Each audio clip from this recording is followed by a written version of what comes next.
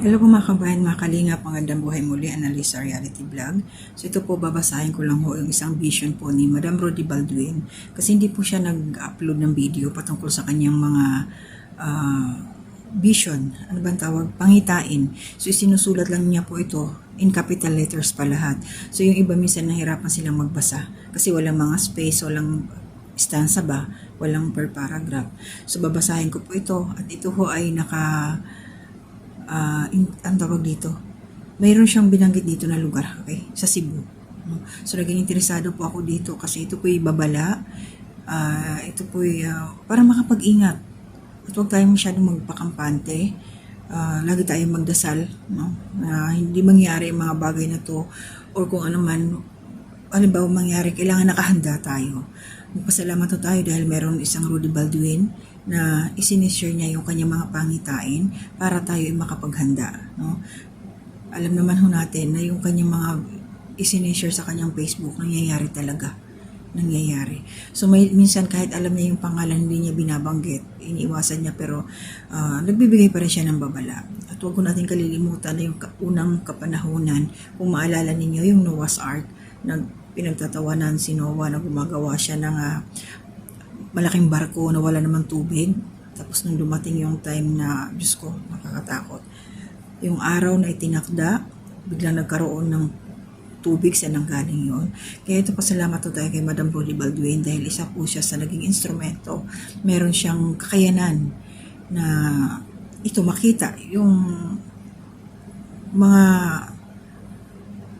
pahiwatig. No? So mga taga Cebu, shoutout po sa inyo, mag-iingat po kayo palagi dyan. Mga anak ko nasa Cebu din, syempre. Ako po basta pray na lang talaga tayo. So ito po babasahin ko, June 23, 2026, Cebu. Vision. Mga taga Cebu, gaya ng aking nakaraang vision, ito ay aking ulitin, na may bagyo na magbibigay sa inyo ng matinding pinsala. Itong bagyo na to ay mangyayari pa lamang, ngunit mga taga Cebu, maging handa at magdasal lamang dahil minakita akong lindol na malakas na mangyayari pa lamang at maihahambing mo ang lakas ng yanig tulad ng nakaraan na siyang nagdulot ng matinding pinsala. Sa vision ko ay malinaw na ito ay mauulit at malakas. Yumanig ang tubig at lupa, ngunit may dalawang tulay akong nakita na pinsala. Maraming pinsala at nasawi akong nakita. Sa yanig na mangyayari pa lamang ay siya ring pag-angat ng tubig sa dagat. Inikilabutan ako, mga kababayan. Dalawang lindol ito at nakita ko, mga taga Cebu, ngunit malakas ang isa at may kalakasan ang isa. Maging handa po ang lahat. Mas mainam meron kayong silbato, yung pito, o whistle sa loob ng bahay at bulsa ninyo. Dahil hindi natin masabi kung saan kayo abutan ng hamon ng kalikasan. At dapat meron din kayong flashlight. Mas mainam nakahanda. May mga hotel akong nakita, simbahan, kalsada na mapinsala. Ang lindol na ito ay mas malala ang pinsala kumpara sa nakaraan na pagyanig. Manalangin at maging handa palagi. Ulitin ko po uli. Ito ay mangyayari pa lamang. Nagdulot ito ng maraming pinsala, kaya lagi lamang maging handa. May nakita akong malaking aksidente na mangyayari pa lamang. May mga pasahero akong nakita, nawala ng preno ang sasakyan, kaya hindi ito napigilan na ng driver ang pangyayari. 3 aksidente ang nakikita ko na mangyayari pa lamang at 2 malaking sunog. Isa, mga aksidenteng nakita ko ay may mga buhay na nawala dahil pampasahero ito, malupa o himpapawid at karagatan. Samahan palagi ng dasal ang bawat araw natin upang tayo ay gabayan ng Diyos Ama. Ang isang sunog ay mangyayari ito mismo sa hotel at isang kainan, sikat na kainan Ang isang sunog ay hindi ito kalayuan sa pier. At may nakita akong factory at kondo. Malaking sunog ito, kaya maging maingat sa lahat ng bagay na maging sanhi ng sunog. Mga taga Cebu, ingatan nyo ang mga wire ng mga kuryente ninyo.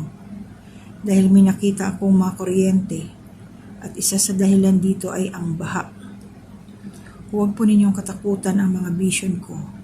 Ito ay isang babala upang tayo ay makapag-ingat at handa. Nasa inyo kung ito ay paniwalaan ninyo o hindi. Ang mahalaga ay maging handa at magdasal lamang tayo. May nakita akong nasawi dahil sa kidlat. Mahal tayo ng Diyos, kaya tayo ay binalaan niya tulad ng panahon ni Noah. Ako ay tao lamang at hindi po ako propeta. Kung ano man ang ipinakita sa akin, ay hanggang doon lamang ang aking masasabi. Ang mahalaga ay maging maingat at huwag tayong makalimot na manalangin lamang, na manalangin.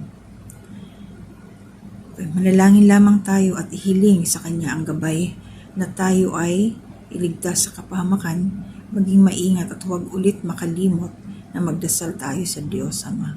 So yun lang po mga kababayan at kalingap. Ito po yung mga pahiwatig, mga vision, mga paalala para maging handa nga tayo, physically, emotionally, spiritually. No? Para pag, halimbawa, dumating ngayong panahon na yun, biglang lumindol, at least, hindi na tayo magpapanik dahil prepared. Kumbaga, alam mo na kung anong gagawin mo, kaya lang, pag ganitong nature kasi hindi rin natin makontrol, mahirap eh. So yun yung paalala po ni Madam Rodi Balduin yun, mga taga Cebu. Panoorin nyo po at pakinggan nyo muli at pwede nyo mong basahin doon po sa upload niya, hindi pala upload, sa post niya sa Facebook po. So ang date lang ho noon is kahapon, 23 po, June 23, 2026.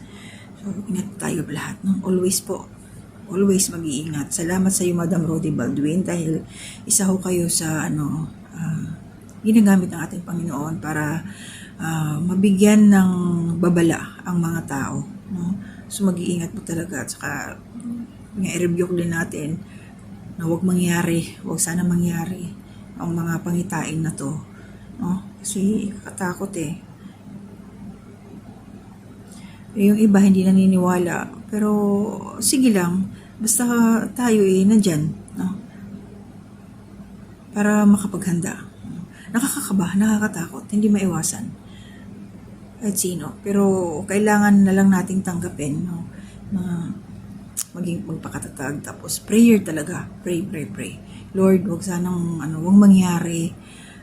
Gabayan nyo kami. Ingatan nyo ho kami, Panginoon. Always pray ho tayo na ang mga vision na to ni Madam Rodi Balduin ay hindi magkatotoo. Yun.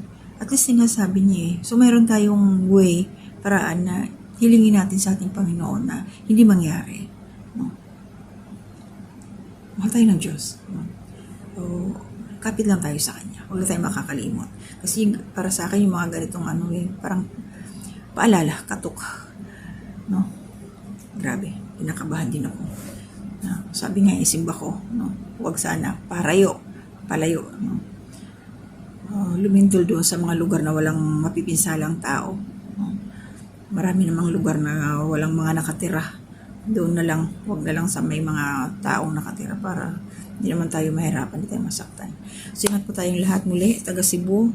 At ako, alam ko marami pang mga vision dito si Madam Rodi Balduin.